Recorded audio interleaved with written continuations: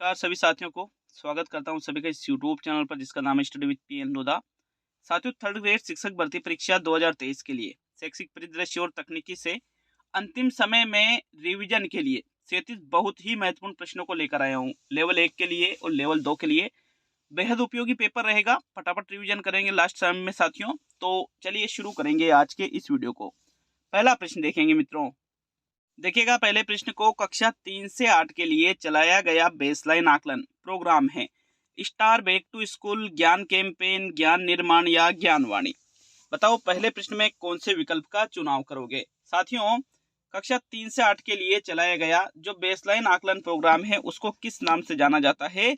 वो है आपके स्टार बैक टू स्कूल। पहला विकल्प आपके पहले प्रश्न का बिल्कुल सही उत्तर है।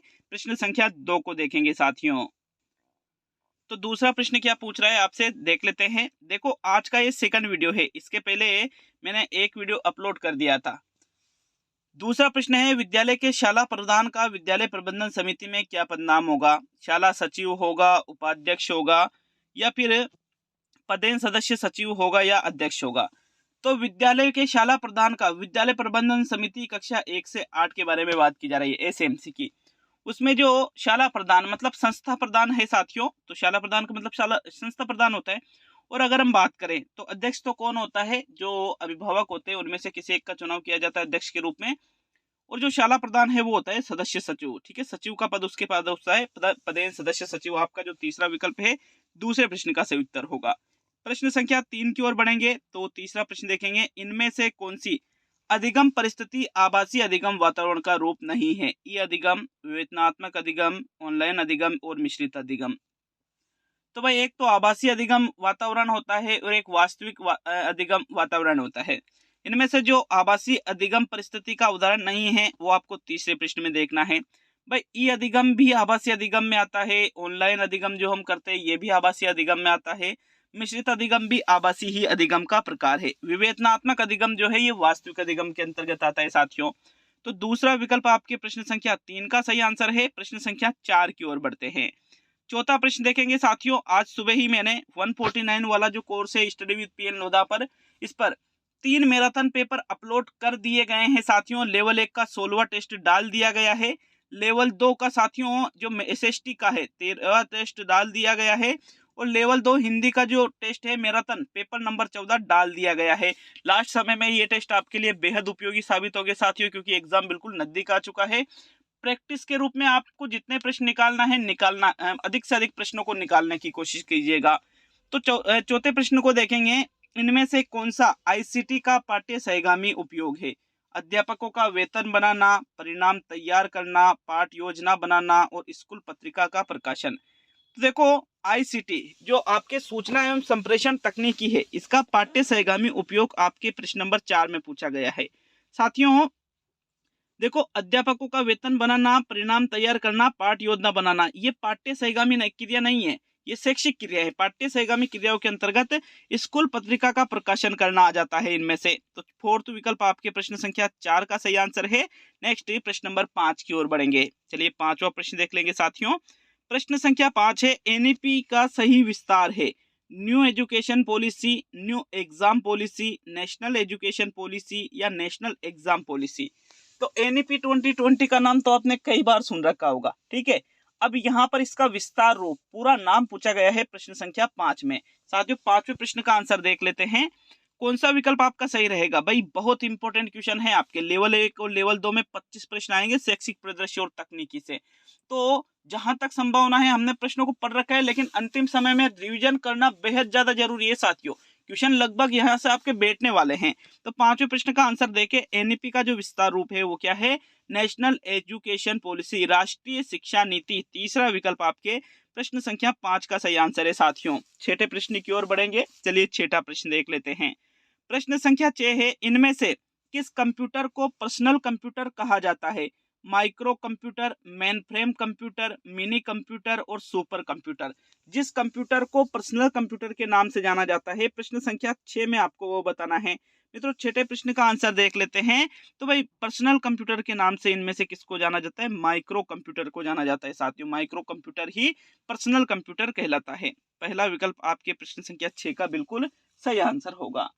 प्रश्न संख्या 7 को देखेंगे तो 7वें प्रश्न में क्या पूछ रहा है। अच्छा, आपको ये भी याद रखना है इसमें कि जो माइक्रो कंप्यूटर है जिसको पर्सनल कंप्यूटर कहा जाता है, इसमें एक ही सीपीयू होता है तथा एक समय में एक ही व्यक्ति इस पर कार्य कर सकता है, इसी वजह से इसको पर्सनल कंप्यूटर कहते हैं। ये भी आपको पता चल गया कि भाई इसको माइक्रो कंप्यूटर को पर्सनल कंप्यूटर क्यों कहते हैं, क्योंकि एक तो एक ही सीपीयू रहेगा और एक समय में एक ही व्यक्ति इस पर कार्य कर सकता है, इसी वजह से इसको पर्सनल कंप्यूटर कहते हैं साथियों। प्रश्न संख्या 7 की ओर बढ़ेंगे। 7वें प्रश्न में क्या है देख लेते हैं 7वें प्रश्न को।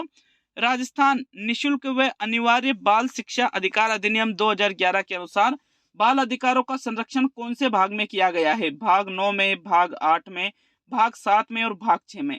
देखो, आरटीई 2009 अलग है, आरटीई 2011 अलग है। 2011 के अनुसार बाल अधिकारों का संरक्षण और 2009 के अनुसार बाल अधिकारों का संरक्षण, दोनों बहुत इंपॉर्टेंट है, याद रखिएगा दोनों प्रश्नों को। साथियों, यहाँ 2011 के अंतर्गत पूछा गया है बाल अधिकारों का संरक्षण, तो भाई वो कौन से भाग में किया गया है? भाग नंबर 9 में किया गया है। पहला विकल्प आपके 7वें प्रश्न का सही आंसर है। नेक्स्ट प्रश्न संख्या 8 की ओर बढ़ते हैं। चलिए 8वां प्रश्न देख लेंगे। प्रश्न नंबर 8 में क्या पूछ रहे हैं आपसे। कंप्यूटर में केंद्रीय संसाधन इकाई सीपीयू कहाँ होती है? सिस्टम इकाई में होती है, इनपुट में, आउटपुट में या मॉनिटर में? तो भाई देखो, सीपीयू सेंट्रल प्रोसेसिंग यूनिट, जिसको हिंदी में कहा जाता है केंद्रीय संसाधन इकाई। साथियों, कंप्यूटर का मस्तिष्क भी इसी को कहते हैं। अगर हम बात करें तो ये कहाँ पर स्थित होती है कंप्यूटर में? भाई ये इनपुट में, आउटपुट में या मॉनिटर में स्थित नहीं होती है, बल्कि ये सिस्टम इकाई में स्थित होती है साथियों। पहला विकल्प आपके प्रश्न संख्या 8 का सही उत्तर है। नेक्स्ट प्रश्न संख्या 9 की ओर बढ़ेंगे साथियों। चलिए 9वां प्रश्न देख लेंगे। प्रश्न संख्या 9 में क्या पूछ रहा है। प्राथमिक विद्यालयों में छात्र संख्या 59 होने पर अध्यापकों की संख्या होगी, अध्यापकों की संख्या होगी, ऐसा लिखा था है ना। 1, 2, 3 और 4 प्राथमिक विद्यालय कक्षा 1 से 5 की बात की जा रही है। शिक्षक छात्र अनुपात कितना निर्धारित है साथियों इसमें? यहाँ पर 30 बच्चों पर एक शिक्षक की नियुक्ति की जाएगी। जब बच्चे 1 से लेकर के 30 बच्चों तक तो 1 से लेकर के 30 बच्चों तक तो एक अध्यापक की नियुक्ति, 31 से लेकर 60 बच्चों तक 2 अध्यापकों की नियुक्ति, 61 से लेकर 90 तक 3 अध्यापकों की नियुक्ति। तो यहाँ 59 है, मतलब टोटल अध्यापकों की संख्या इसमें कितनी रहेगी? फिर 2 रहेगी। दूसरा विकल्प आपके प्रश्न संख्या 9 का सही आंसर है। प्रश्न संख्या 10 की ओर बढ़ेंगे साथियों। प्रश्न नंबर 10 को देखते हैं। इंटरनेट प्रौद्योगिकी में HTML का आशय है hyper text markup language, hyper text makeup language, hyper text medium language और हाइपर टेक्स्ट मेक लैंग्वेज। तो भाई देखो, हाइपर चारों में है, टेक्स्ट चारों में है, लैंग्वेज चारों में है। आपको ये बताना है जो HTML इसका पूरा नाम, तो इसमें H का मतलब तो हाइपर से लिया जाता है, T का मतलब टेक्स्ट से लिया जाता है और L का मतलब लैंग्वेज से लिया जाता है। अब आपको ये देखना है कि M का मतलब किससे लिया जाता है साथियों। तो 10वें प्रश्न का उत्तर बताओ। प्रश्न संख्या 10 में कौन से विकल्प का चुनाव करोगे? भाई 10वें प्रश्न का आंसर देखें तो भाई hyper text markup language, M का मतलब किससे लिया जाता है? मार्कअप से लिया जाता है। तो HTML का पूरा नाम रहेगा हाइपर टेक्स्ट मार्कअप लैंग्वेज। पहला विकल्प जो है आपके प्रश्न संख्या 10 का सही आंसर है साथियों। 11वें प्रश्न की ओर बढ़ेंगे। चलिए 11वां प्रश्न देख लेते हैं। प्रश्न संख्या 11 में क्या है। इस्माइल प्रोग्राम से संबंधित असत्य कथन है, असत्य कथन का चुनाव करना है इस्माइल प्रोग्राम से संबंधित। पहला विकल्प है इस्माइल प्रोग्राम संपूर्ण देश से संबंधित है। दूसरा है इस्माइल प्रोग्राम की शुरुआत 13 अप्रैल 2020 को हुई। तीसरा है यह प्रोग्राम 3 चरणों में चला और चौथा है यह प्रोग्राम राजस्थान स्कूल शिक्षा परिषद द्वारा शुरू किया गया। तो इस्माइल प्रोग्राम से संबंधित आपको असत्य कथन देखना है प्रश्न संख्या 11 में। 11वें प्रश्न का उत्तर बताओ भाई। देखो, इस्माइल प्रोग्राम 3 चरणों में चला था। इसकी शुरुआत जो है राजस्थान स्कूल शिक्षा परिषद के द्वारा की गई थी और 13 अप्रैल 2020 को यह शुरू हुआ। लेकिन ये संपूर्ण देश में नहीं चला था। इस्माइल प्रोग्राम कहाँ चला था साथियों? राजस्थान में चला था। कौन सा विकल्प आपके 11वें प्रश्न का सही आंसर रहेगा? तो विकल्प नंबर जो 1 है आपके प्रश्न संख्या 11 का बिल्कुल सही उत्तर है मित्रों। 12वें प्रश्न की ओर बढ़ते हैं। चलिए 12वां प्रश्न देख लेंगे। प्रश्न संख्या 12 में क्या है। वीपो की स्थापना कब की गई? 1997 में, 1967, 1977 या 1987? भाई वीपो विश्व बौद्धिक संपदा संगठन इसका पूरा नाम है। बात यह है कि भाई इसकी स्थापना पूछ रहा है प्रश्न संख्या 12 में। और 12वें प्रश्न का आंसर देखें तो विश्व बौद्धिक संपदा संगठन या वीपो की जो स्थापना है ये कब की गई थी? 1967 में की गई थी साथियों। प्रश्न संख्या 12 में आपके जो दूसरा विकल्प है आपका सही आंसर होगा। देखो, वीपो का जो मुख्यालय है जिनेवा में स्थित है और स्विट्जरलैंड जिनेवा कहाँ पड़ता है? स्विट्जरलैंड में। इसके सदस्य देशों की संख्या 193 है। हालांकि ये और भी बढ़ सकती है, ठीक है। सदस्य देशों की संख्या तो नहीं पूछेगा, मुख्यालय पूछ सकता है वीपो का। जिनेवा स्विट्जरलैंड में इसका मुख्यालय है और स्थापना कब की गई थी इसकी? 1967 में। पूरा नाम भी इसका पूछ सकता है, विश्व बौद्धिक संपदा संगठन इसका पूरा नाम है, किसका? वीपो का। क्लियर है सभी के ये? नेक्स्ट प्रश्न संख्या 13 की ओर बढ़ेंगे साथियों। तो 13वें प्रश्न को देखेंगे। भारत नई शिक्षा नीति 2020 की घोषणा कितने वर्षों के बाद की गई? 34 वर्ष, 35 वर्ष, 36 वर्ष और 37 वर्ष। तो भाई देखो, अगर बात करें तो पिछली जो शिक्षा नीति आई थी वो कब आई थी? 1986 में। 86 में आई थी और अब आई कब आई? 2020 में।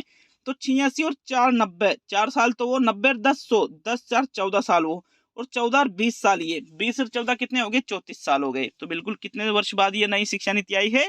34 वर्ष बाद या 34 साल बाद आई है। 13वें प्रश्न का जो विकल्प नंबर 1 है आपका सही उत्तर है साथियों। प्रश्न संख्या 14 की ओर बढ़ेंगे।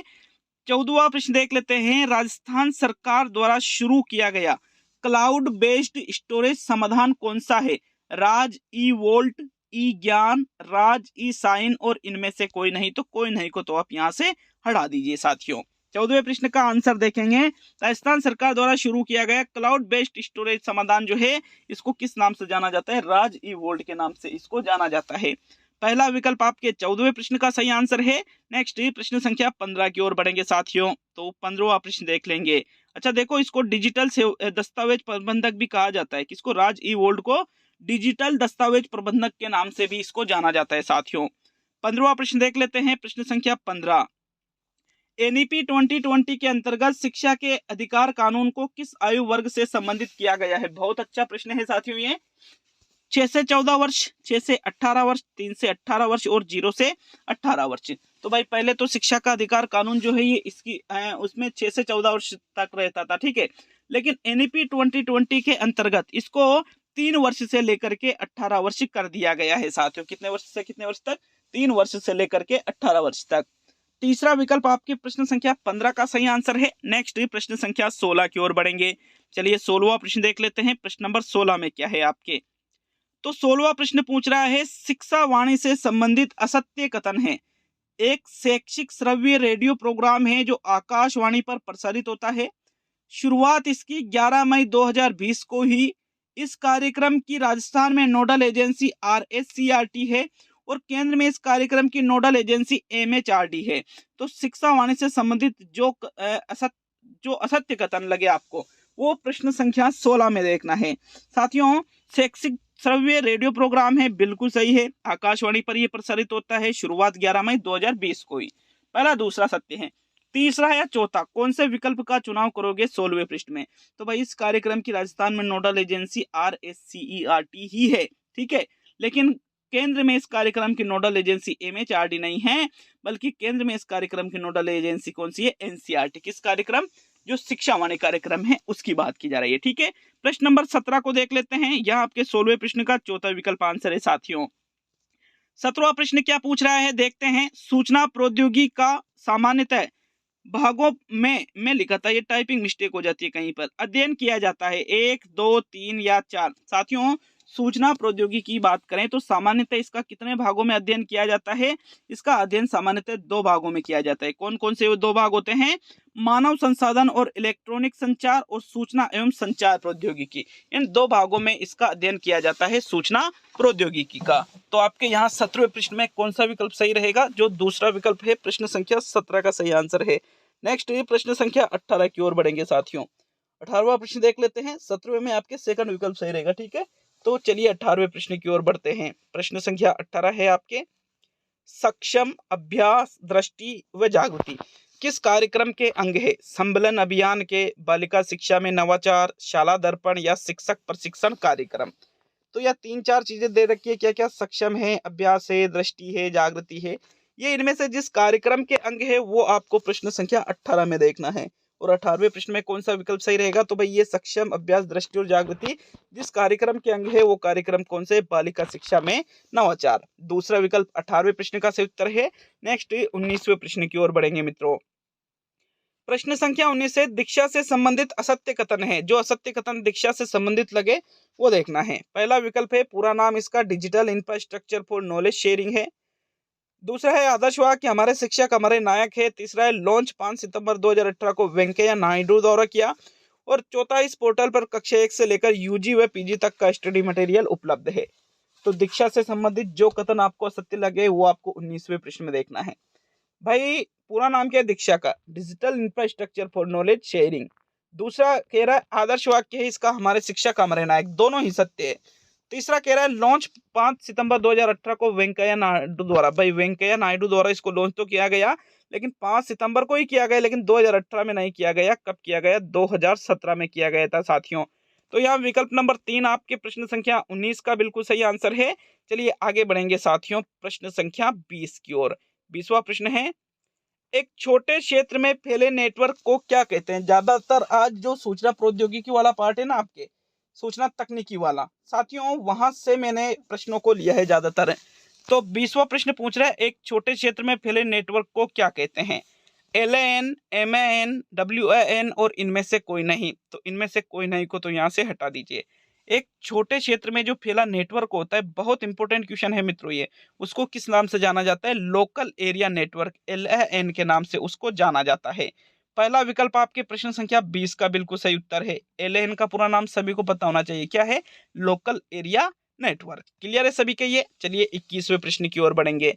21 है, RT एक्ट की धारा 21 के अनुसार विद्यालय प्रबंधन समिति में कितनी प्रतिशत महिला सदस्य होगी? 25%, 50%, 55% या 75%? 21 का उत्तर बताओ भाई। 21 में कौन से विकल्प का चुनाव करोगे? तो साथियों RT एक्ट की धारा 21 क्या कहती है कि जो SMC है, विद्यालय प्रबंधन समिति है, इसमें कितनी प्रतिशत महिला सदस्य होगी साथियों? 50% इसमें महिला सदस्य होगी। दूसरा विकल्प आपके 21 का सही आंसर है। नेक्स्ट 22 की ओर बढ़ेंगे। तो चलिए 22वां प्रश्न देख लेंगे।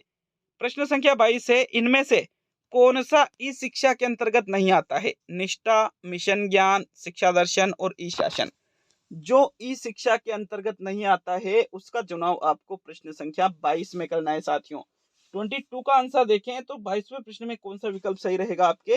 भाई निष्ठा भी ई शिक्षा के अंतर्गत आती है, शिक्षा दर्शन है, मिशन ज्ञान है, इन तीनों को ही ई शिक्षा के अंतर्गत सम्मिलित किया जाता है, किंतु ई शासन को आप ई शिक्षा के अंतर्गत नहीं रख सकते हो साथियों। फोर्थ विकल्प आपके 22 का सही उत्तर है। नेक्स्ट 23 की ओर बढ़ेंगे। तो चलिए 23वां प्रश्न देख लेंगे। NEP 2020 में प्रीपेरेटरी स्टेज जो 3 वर्ष का है के अंतर्गत कक्षाएं आती है? कक्षा 1 व 2, कक्षा 3 से 5, कक्षा 6 से 8 और कक्षा 9 से 12। तो भाई प्रीपेरेटरी स्टेज की बात की जा रही है, कितनी अवधि है इसकी? 3 वर्ष की। 3 वर्ष की है तो भाई 9 से 12 तो इसमें आएगी ही नहीं। अब तीसरा, दूसरा या पहला विकल्प 23 में कौन से विकल्प का चुनाव करोगे साथियों? तो 23वां प्रश्न देख लेते हैं। प्रश्न संख्या 23 में इनमें से आपका कौन सा विकल्प सही रहेगा? भाई प्रीपेरेटरी स्टेज में कक्षा 3, कक्षा 4 और कक्षा 5 को सम्मिलित किया जाता है साथियों। दूसरा विकल्प आपके प्रश्न संख्या 23 का सही आंसर है। नेक्स्ट प्रश्न संख्या 24 की ओर बढ़ेंगे। चलिए 24 को देख लेते हैं। 24 है आपके मित्रों, जंक ईमेल को कहते हैं LAN, स्पैम, क्लेड या केप। जो जंक ईमेल होते हैं साथियों, इनको किस नाम से जाना जाता है? 24वें प्रश्न का उत्तर देखो भाई। 24 में कौन सा विकल्प सही रहेगा? तो जो जंक ईमेल होते हैं इनको क्या कहा जाता है साथियों? स्पैम के नाम से इसको जाना जाता है। दूसरा विकल्प स्पैम मतलब जैसे धोखाधड़ी के लिए इस प्रकार के खाली स्पैम मतलब खाली कोई भी आपके साथ धोखाधड़ी हो सकती है, इस प्रकार के ईमेल होते हैं ये। दूसरा विकल्प 24 का सही आंसर है। नेक्स्ट 25 की ओर बढ़ेंगे। तो चलिए 25वें प्रश्न को देख लेते हैं। RT संशोधन अधिनियम 2019 कब से लागू किया गया? 1 अप्रैल 2019, 1 मार्च 2019, 1 मई 2019 और 1 फरवरी 2019। बहुत इंपॉर्टेंट प्रश्न है। हमें RT 2009 के बारे में पता है, हमें RT 2011 के बारे में पता है। RT में संशोधन किया था RT अधिनियम 2019 के अंतर्गत। साथियों इसको कब से लागू किया गया? तो 25वें प्रश्न का आंसर देके कौन से विकल्प का चुनाव करोगे साथियों? जो दूसरा विकल्प है 1 मार्च 2019 को ही RT संशोधन अधिनियम 2019 लागू किया गया मित्रों। दूसरा विकल्प आपके 25वें प्रश्न का सही आंसर है। नेक्स्ट प्रश्न नंबर 26 की ओर बढ़ते हैं। तो चलिए 26वां प्रश्न देख लेंगे। RT 2009 के अनुसार कक्षा 1 से 5 तक के लिए एक शैक्षणिक सत्र में न्यूनतम कितने घंटे शिक्षण कार्य होना चाहिए? 500 घंटे, 600 घंटे, 700 घंटे या 800 घंटे?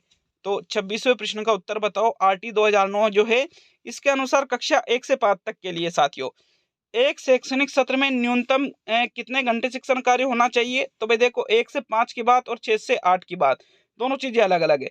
1 से 5 के लिए तो घंटे जो है वो 800 होना चाहिए और 6 से 8 के लिए 1000 होना चाहिए।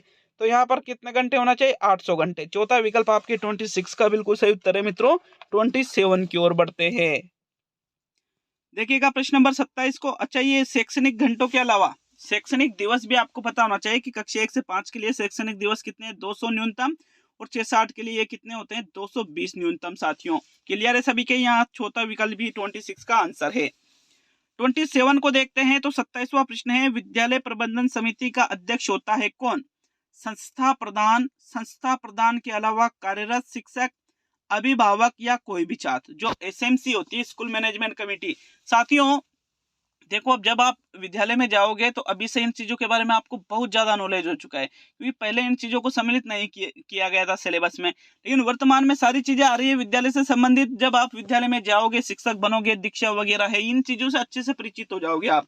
और बात करें विद्यालय प्रबंधन समिति का जो अध्यक्ष है, तो ये कौन होता है? अभिभावकों में से कोई एक होते हैं। 27 में थर्ड विकल्प आपका आंसर होगा। 28 की ओर बढ़ेंगे साथियों। तो 28वां प्रश्न देखेंगे। URL का पूरा नाम है uniform resource locator, uniform region locator, uniform resource location और यूनिवर्सल रिसोर्स लोकेटर। बहुत इंपॉर्टेंट क्वेश्चन, कई बार 2022 में साथियों अलग अलग एग्जाम में कंप्यूटर से संबंधित जो चीजें आती थी उसमें URL का पूरा नाम पूछा गया है। बहुत ही ज्यादा इंपॉर्टेंट प्रश्न है मित्रों ये। प्रश्न संख्या 28 का आंसर देखते हैं। तो यू से बनता है यूनिफॉर्म। क्या बनता है? यूनिफॉर्म साथियों, इसको आप हटा दो। आर से क्या बनता है? रिसोर्स। क्या बनता है? रिसोर्स बनता है, तो इसको भी आप हटा दो। अब पहला या तीसरा, तो भाई URL का पूरा नाम है यूनिफॉर्म रिसोर्स लोकेटर। बिल्कुल पहला विकल्प आपके 28 का सही आंसर है साथियों। 29 की ओर बढ़ेंगे। 29वें प्रश्न में क्या है देख लेते हैं। ई बैंकिंग का लाभ नहीं है लेन देन की सुरक्षा, तत्काल धन का हस्तांतरण, any time anywhere banking service और एरर समस्या। भाई देखो, ई बैंकिंग जो हम करते हैं, लेन देन की इसमें सुरक्षा होती है, तत्काल धन का हस्तांतरण आप कर सकते हो कहीं पर भी, any time anywhere banking service आप ले सकते हो। लेकिन एरर समस्या कई बार आपने देखा होगा कि जैसे ई बैंकिंग, फोन पे से आपने किसी के पास पैसे भेजे, पेंडिंग में रह गए, आपके अकाउंट से पैसे कट गए, सामने वाले के पास भी नहीं पहुंचे, 8-10 दिन बाद वापस आते हैं, बार बार हम भी परेशान। तो इस चीजें कुछ ये चीजें हो जाती है कुछ बार। आपके फोर्थ विकल्प 29 का सही आंसर है। अब 30वें प्रश्न को देख लेते हैं। 30वां प्रश्न है, भारतीय सर्च इंजन नहीं है हॉटमेल, वेब इंडिया, रेडिप और नेटस्केप। इनमें से जो भारतीय सर्च इंजन नहीं है वो आपको प्रश्न नंबर 30 में देखना है साथियों। 30वें प्रश्न की बात करें, हॉटमेल, वेब इंडिया और रेडिप तीनों ही भारतीय सर्च इंजन है, किसको छोड़कर? नेटस्केप को छोड़कर। चौथा विकल्प आपके 30वें प्रश्न का सही आंसर है। नेक्स्ट 31वें क्वेश्चन की ओर बढ़ेंगे साथियों। तो 31 को देख लेते हैं। प्रश्न संख्या 31 में क्या पूछ रहा है आपसे। दीक्षा पोर्टल पर प्रशिक्षण दिया जाता है छात्रों को, अभिभावकों को, अध्यापकों को और इनमें से सभी को। तो 31वें प्रश्न का आंसर देखें। दीक्षा पोर्टल पर छात्र और अभिभावकों को किसी भी प्रकार का प्रशिक्षण नहीं दिया जाता है, इसमें सिर्फ अध्यापकों शिक्षकों को ही प्रशिक्षण दिया जाता है साथियों। तो थर्ड विकल्प 31वें प्रश्न का सही आंसर है। प्रश्न संख्या 32 की ओर बढ़ेंगे। चलिए 32वां प्रश्न देख लेते हैं। ट्विटर, फेसबुक, व्हाट्सएप इत्यादि है ई बैंकिंग के प्रकार, सर्च इंजन के प्रकार, सोशल नेटवर्किंग के प्रकार और इनमें से कोई नहीं। तो कोई नहीं को तो आप यहाँ से हटा दीजिए। देखो, ट्विटर, फेसबुक, व्हाट्सएप ये ई बैंकिंग नहीं है, ये नहीं ये सर्च इंजन, ये तीनों ही साथियों सोशल नेटवर्किंग के उदाहरण है। 32वें प्रश्न का जो थर्ड विकल्प है आपका आंसर है। नेक्स्ट प्रश्न संख्या 33 की ओर बढ़ेंगे साथ। 33वां प्रश्न पूछ रहा है, कंप्यूटर का सबसे महत्वपूर्ण भाग है LAN, CPU, WN और कोई नहीं। तो कोई नहीं को हटा दो। भाई कंप्यूटर का जो सबसे महत्वपूर्ण भाग होता है साथियों वो कौन सा होता है? सेंट्रल प्रोसेसिंग यूनिट मतलब CPU। दूसरा विकल्प 34वें प्रश्न का सही उत्तर है। प्रश्न संख्या 35 को देखते हैं। प्रश्न संख्या 35 है, एक लेखक के द्वारा किसी दूसरे लेखक की रचना अपने नाम से प्रकाशित करवाना है। गोपनीयता इसको कहते हैं, साहित्यिक चोरी कहते हैं, प्रामाणिकता कहते हैं और कोई नहीं। तो कोई नहीं को हटा दीजिए। जब एक लेखक किसी दूसरे लेखक की रचना अपने नाम से प्रकाशित करता है तो इसी को साहित्यिक चोरी के नाम से जाना जाता है मित्रों। 35वें प्रश्न का दूसरा विकल्प आपका आंसर है। नेक्स्ट 36वें प्रश्न को देख लेते हैं। 36 है, 1 मेगाबाइट का संबंध है, 1024 पेटाबाइट, 1024 किलोबाइट, 1024 बाइट और 1024 मेगाबाइट। तो भाई 1 मेगाबाइट का संबंध 1024 मेगाबाइट से तो होगा नहीं, 1 मेगाबाइट 1 MB का संबंध पूछा, तो 1 MB में कितने केबी होते हैं, 1024 केबी होते हैं साथियों। केबी मतलब किलोबाइट, तो 1024 किलोबाइट कौन से विकल्प में दे रखा है, दूसरे में। सेकंड विकल्प 36 का सही आंसर है। अब आज का अंतिम और 37वां प्रश्न देख लेते हैं। अच्छा लगे वीडियो को लाइक शेयर जरूर करके जाइएगा साथियों। चैनल पर नए हो तो चैनल को भी सब्सक्राइब जरूर करिएगा। चलिए 37 को देखते हैं। और ऐप पर जो मैंने ये मैराथन टेस्ट डाले हैं ना, उनको अटेंड जरूर कर लेना, बहुत इंपॉर्टेंट चीजें हैं उसमें। राजस्थान आरटी अधिनियम 29 मार्च 2011 को राज्य सरकार ने आरटी की कौन सी धारा का प्रयोग करके बनाया है? धारा 21 का, धारा 38 का, धारा 36 का और धारा 32 का। तो जो आरटी अधिनियम 2011 है, इसका निर्माण साथियों किस धारा का प्रयोग करके बनाया गया है? धारा 38 का प्रयोग करके इस अधिनियम को बनाया गया है। दूसरा विकल्प 37 का सही आंसर है। तो कंप्लीट होता है साथियों आज के 37 प्रश्नों का टेस्ट रिवीजन। अच्छा लगे वीडियो को लाइक शेयर जरूर करके जाइएगा साथियों। मिलते हैं जल्द ही अगले वीडियो में।